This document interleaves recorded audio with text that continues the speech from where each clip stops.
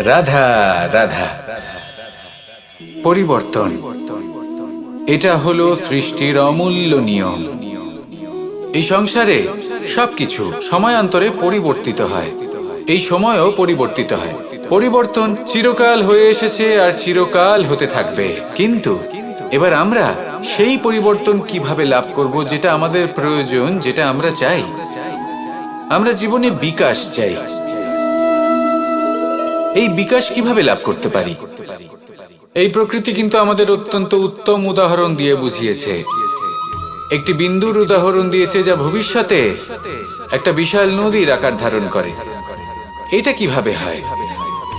মেঘ থেকে একটি বিন্দু ঝরে পড়ে সেই পর্বতের ওপর যেখানে হিম আছে। সেই হিমের সংস্পর্শে আসা মাত্র সেই বিন্দুর সাথে আরো বেশ কিছু বিন্দু যুক্ত হয়। তারপর তারা অগ্রসর হয়, আরো কিছু বিন্দু যুক্ত হয়, আস্তে আস্তে একটা ক্ষীণ ধারার রূপ ধারণ করে। এবং সেটাই ভবিষ্যতে আরো এগোতে থাকে।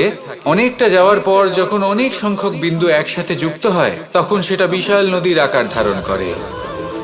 এবার আমরা মানুষ বলে আমাদের সাথে এই নিয়মের অন্যথা হয় তা নয়। আমরাও এই প্রকৃতির অংশ। আমাদের ক্ষেত্রেও একই নিয়ম প্রযোজ্য। যখন পরিশ্রম করে অনেক সংখ্যক বিন্দু আমরা একত্রিত করব, তখনই পরিবর্তনের নদী প্রবাহিত হবে। প্রয়োজন হলো নিরন্তর পরিশ্রম করা এবং ধৈর্য ধরা। এটা করতে থাকুন, জীবনে সব কিছু লাভ করতে পারবেন। কারণ প্রকৃতি আমাদের এটাই শিখিয়েছে। আর আমরা এই ব্রহ্মরই একটি অংশ, যার দ্বারা এই ব্রহ্মাণ্ড নির্মিত। আসুন আমার সাথে ভালোবেসে বলুন, রাধা রাধা। কখনো এই প্রকৃতির দিকে তাকিয়ে থাকবেন। এই প্রকৃতি অনেক ধরনের শিক্ষা দেয়। কোনো একটা গাছকে দেখুন, কিভাবে সে মাটি থেকে জল শুষে নেয়।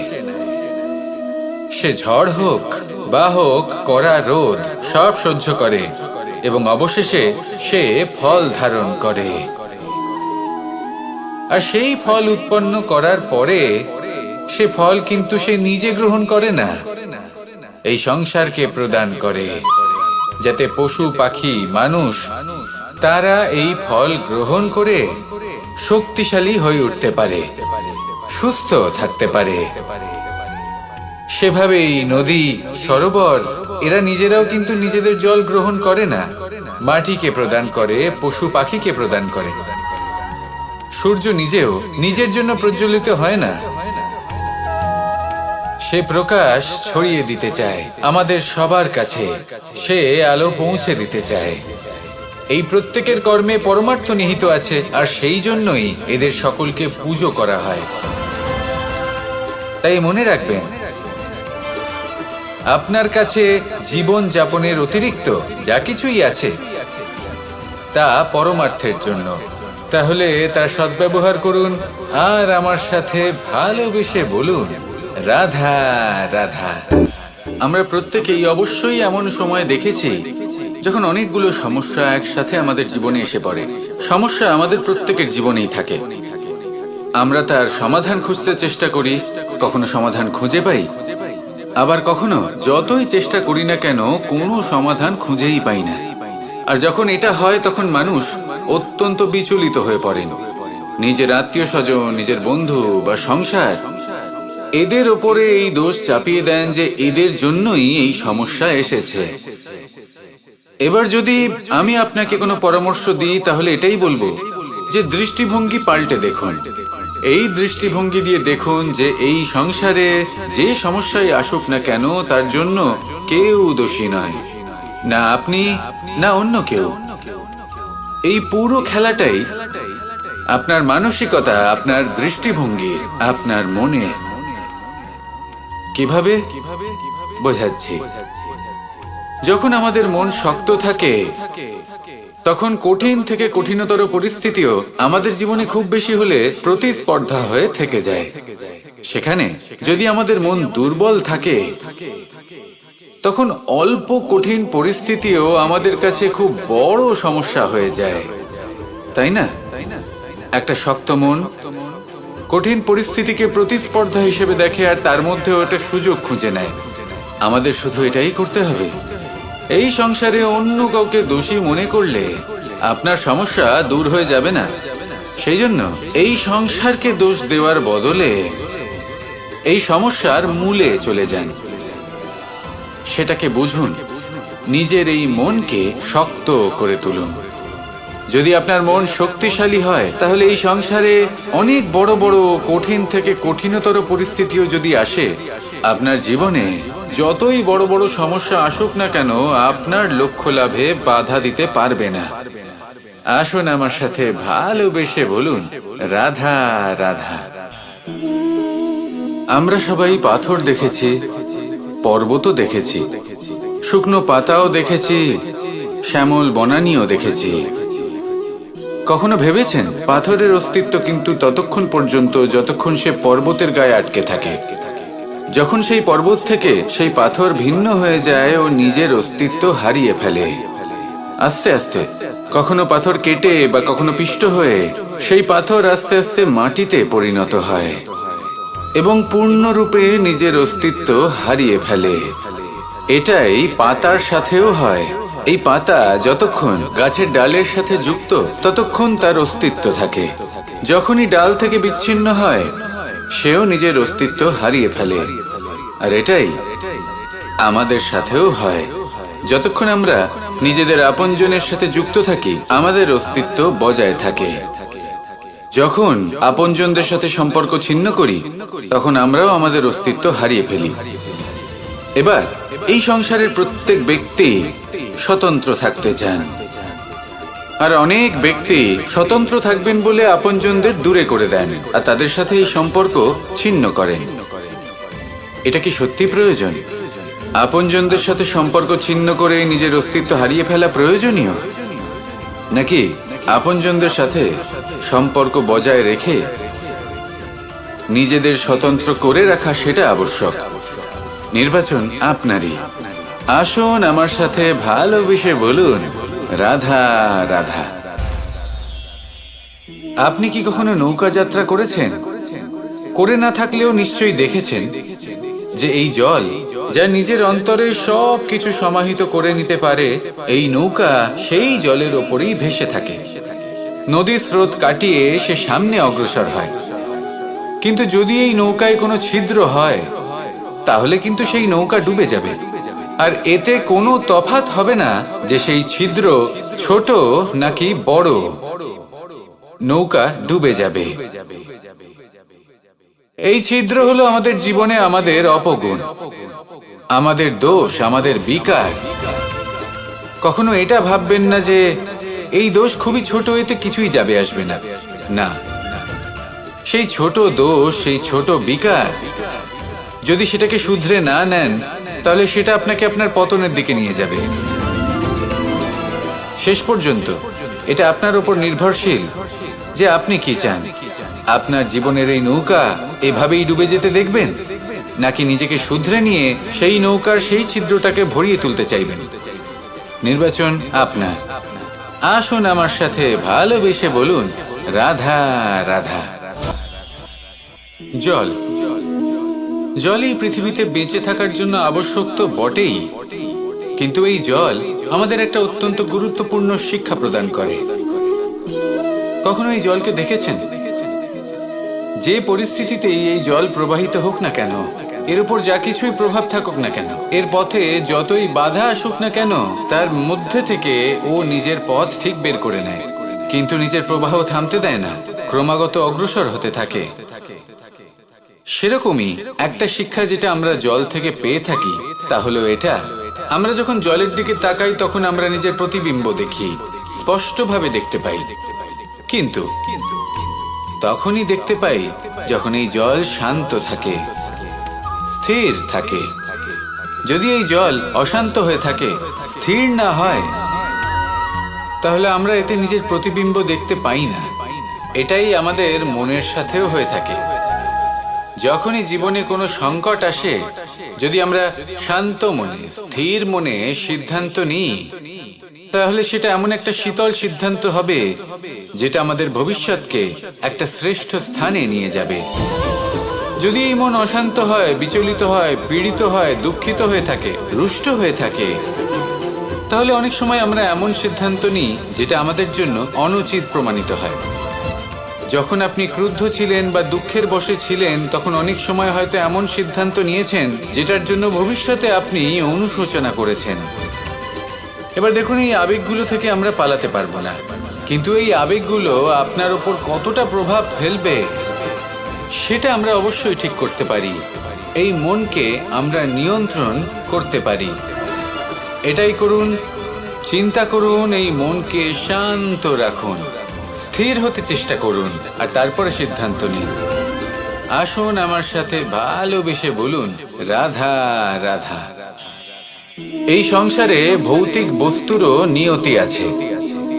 যারাই এই সংসারে আসে বা উৎপন্ন হয়, তারা কিছুমাত্র সময় পর্যন্তই এখানে থাকতে পারে, আর তারপরে সেও লুপ্ত হয়ে যায়, অর্থাৎ সে নিজেও এই পঞ্চমহাভূতে সমাহিত হয়ে যায়। আমাদের সাথেও ঠিক এটাই হয়। সেই জন্যই ঈশ্বর দ্বারা প্রদত্ত এই উপহারের বিষয়ে ভাবুন, এই জীবনের বিষয়ে ভাবুন। ঠিক যেমন বিশ্বাস ভঙ্গ হলে কোনো ব্যক্তি আমাদের কাছে অপরিচিত হয়ে যান, ঠিক সেরকমই শেষ নিঃশ্বাস ত্যাগের পর এই শরীরও আমাদের কাছে পরই হয়ে যায়। তাই এই শরীর থাকাকালীন শ্রেষ্ঠভাবে একে সদ্ব্যবহার করুন, এই জীবনে শ্রেষ্ঠ কর্ম করুন, আর এই জীবনকে শ্রেষ্ঠভাবে যাপন করার জন্য কিছু কথা বোঝা প্রয়োজনীয়। যদি আপনি কারোর প্রশংসা করেন, তাহলে পূর্ণ হৃদয় দিয়ে করুন। যদি আপনি হস্তক্ষেপ করে থাকেন, তাহলে মস্তিষ্ক দ্বারা করুন। যদি আপনি সমীক্ষা করেন, তাহলে বিবেক দ্বারা করুন। যদি আপনি ধন অর্জন করতে চান, তাহলে নীতি অনুসারে চলুন। যদি জীবনযাপন করতে চান, তাহলে রীতি মেনে করুন। আর যদি ঈশ্বরের ভজন করতে চান, তাহলে ভক্তিভাব নিয়ে করুন। শুধু এই কথা মনে রাখবেন যে আপনার এই জীবন কিন্তু অনিশ্চিত কাল পর্যন্তই আছে। কতক্ষণ আছে সেটা কেউ জানে না। তাই কিছু মুহূর্ত যেটা যাপন করতে আমরা এখানে এসেছি, সেখানে ক্রোধ, অহংকার, ঈর্ষা, এইসব আবেগের কি গুরুত্ব বলুন তো? এগুলো ত্যাগ করুন। মানুষকে ক্ষমা করতে শিখুন, আস্তে আস্তে বিশ্বাস করতে শিখুন। এই সংসারে নিঃস্বার্থভাবে প্রেম করতে শিখুন, আর সবার মধ্যে আনন্দ বিতরণ করুন। তাই এই সব গুণ যদি আপনি আত্মসাৎ করতে পারেন, তাহলে আপনার জীবনে শুধু আনন্দ এবং আনন্দই বিরাজমান হবে। আসুন আমার সাথে ভালোবেসে বলুন, রাধা রাধা রাধা রাধা রাধা রাধা।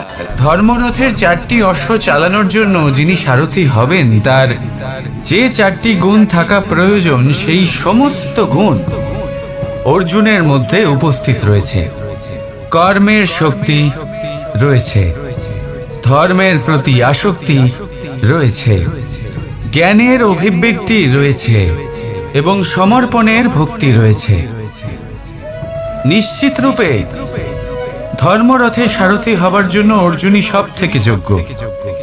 আর ও শুধুমাত্র দ্রৌপদীর স্বামীই হবে না, ইতিহাসে কুরুবংশের রাজকুমার বা ইন্দ্রপুত্রের নামেই শুধু পরিচিত হবে না, বরং অর্জুনই স্বয়ং ইতিহাস রচনা করবে। অর্জুনই হবে কৃষ্ণ সারথি, যত্র যোগেশ্বর কৃষ্ণ তত্র পার্থ ধনুর্ধর। তাহলে আসুন আর আমার সাথে ভালোবেসে বলুন, রাধা রাধা।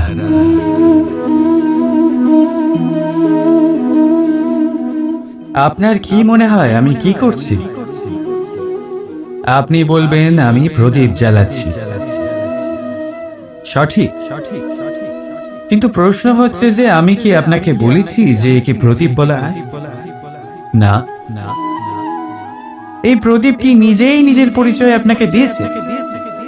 না। তাহলে আপনি কি করে জানলেন যে একে প্রদীপ বলা হয়?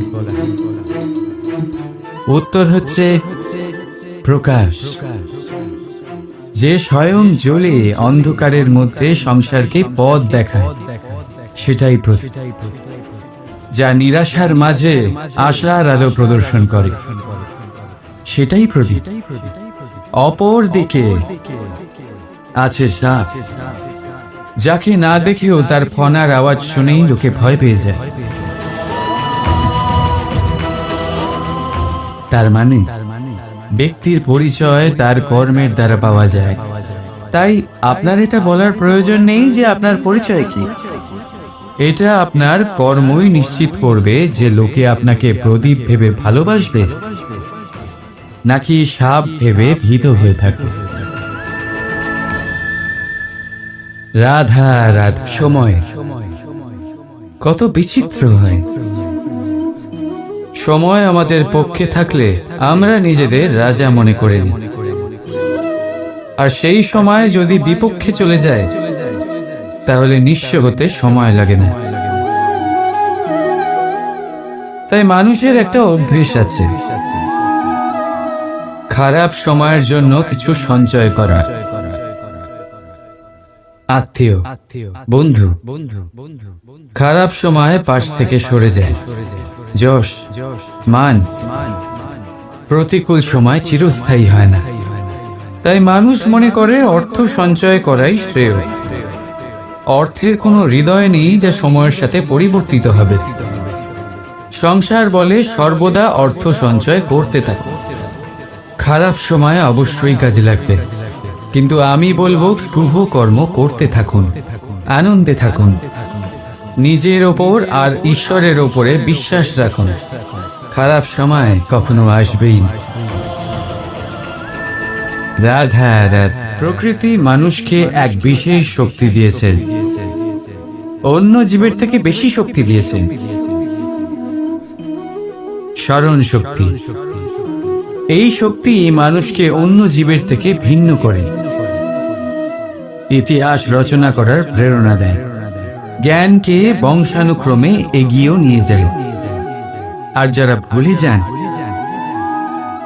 অধিকাংশ সময় তারা উপহাস আর দয়ার পাত্র হয়ে যান। কিন্তু এটাই কি প্রকৃত রূপে সত্য? না।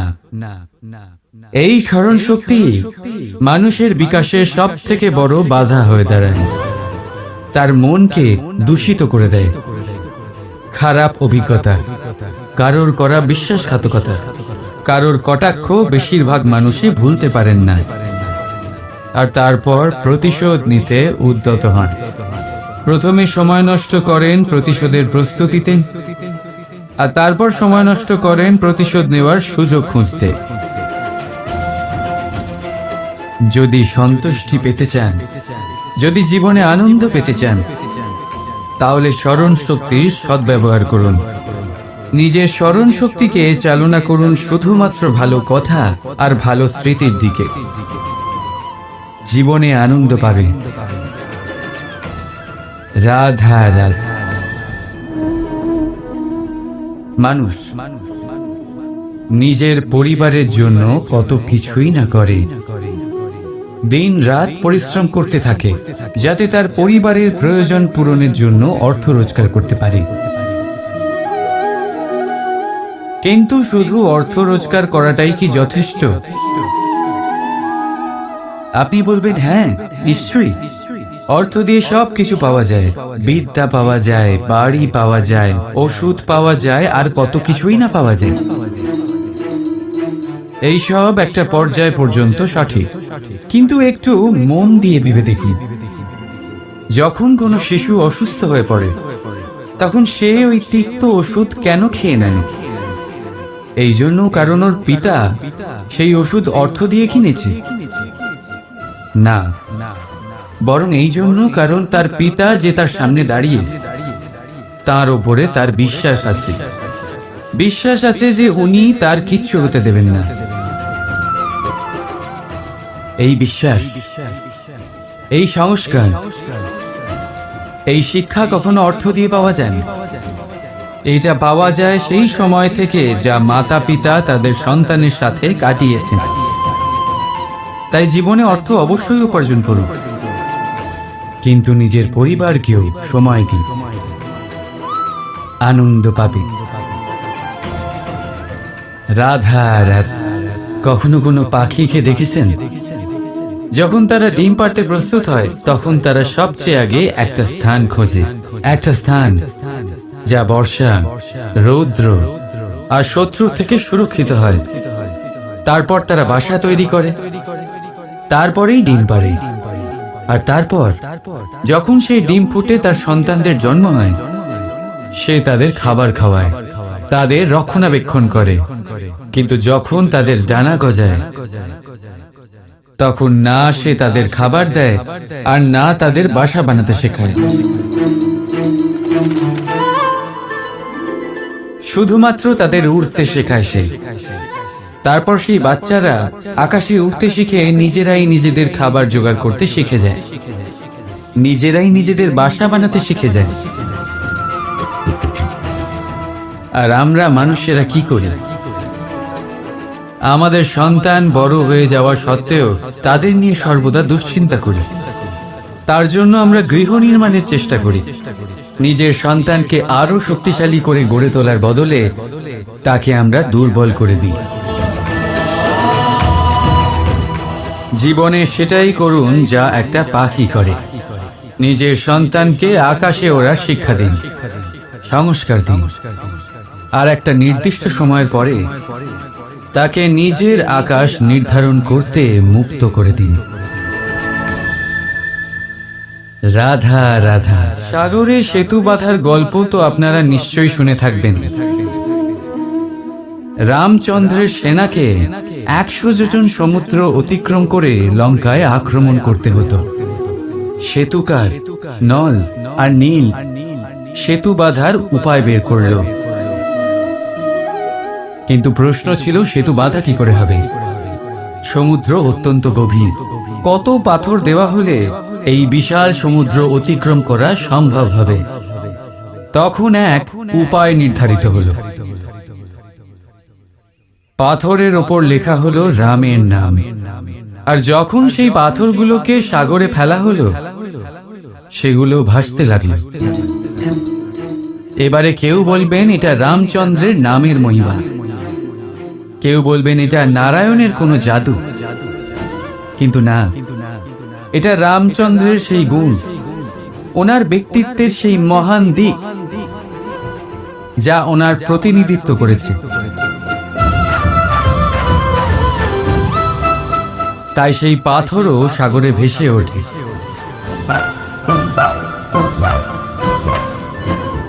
ঠিক সেইভাবেই যেখানে আমরা থাকি না, সেখানে আমাদের গুণ আমাদের প্রতিনিধিত্ব করে। আমাদের নামের শক্তি আমরা নিজেরাই তৈরি করি। আমাদের কর্ম দিই, আমাদের গুণ দিই। এবার সিদ্ধান্ত আপনার যে আপনার নামের সাহায্যে কেউ বিপদ থেকে উদ্ধার হবে, নাকি আপনার দুষ্কর্মের ফলে কেউ ডুবে যাবে। ভালো করে ভেবে দেখুন। রাধা রাধা। আমাদের জীবনে গুরুজনেরা, জ্ঞানী মানুষজন সবসময় একটা কথা বলে, ধৈর্য ধরো। শুধুমাত্র দুটো শব্দ, কিন্তু কতটা বিশাল সেটা বোঝার চেষ্টা করুন। ছোট একটা অস্ত্র হাতে নিন এবং একটা বিশাল পর্বতে নিরন্তর প্রহার করতে থাকুন। ধৈর্য ধরে সেই কাজ করতে থাকুন। এমন একদিন আসবে, এই বিশাল পর্বতে আপনি একটা পথ তৈরি করবেন। কোনো ধনুর্ধর যখন নিজের বিদ্যা অর্জন করেন, তখন তাকেও ধৈর্য ধরতে হয়, তার নিজেকে সময় দিতে হয়, তবেই সে ধনুর্বিদ্যা শিখতে পারে। সেইভাবে আমাদের জীবনেও ধৈর্য ধরার খুব প্রয়োজন। পরিবারে ধৈর্য রাখতে পারলে তাহলে আস্তে আস্তে দেখবেন প্রেম বৃদ্ধি পাচ্ছে। সমাজে যদি ধৈর্য রাখতে পারেন, তাহলে আস্তে আস্তে এই সমাজ আপনাকে সম্মান করবে। যদি নিজের জীবনে ধৈর্য রাখতে পারেন, তাহলে নিজে থেকেই আত্মবিশ্বাস বাড়বে, নিজের বিকাশ হবে।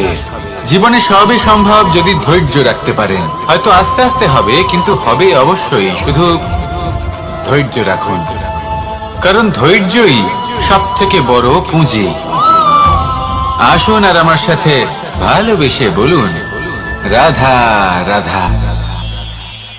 আমাদের জীবনে যখনই আমরা কোনো বড় দায়িত্বের সম্মুখীন হই, তখন আমরা তার থেকে দূরে পালাই। আর এই অজুহাত দিই যে না না, এত বেশি ভার বহন করার যোগ্যতা আমার নেই, আমি করতেই পারবো না।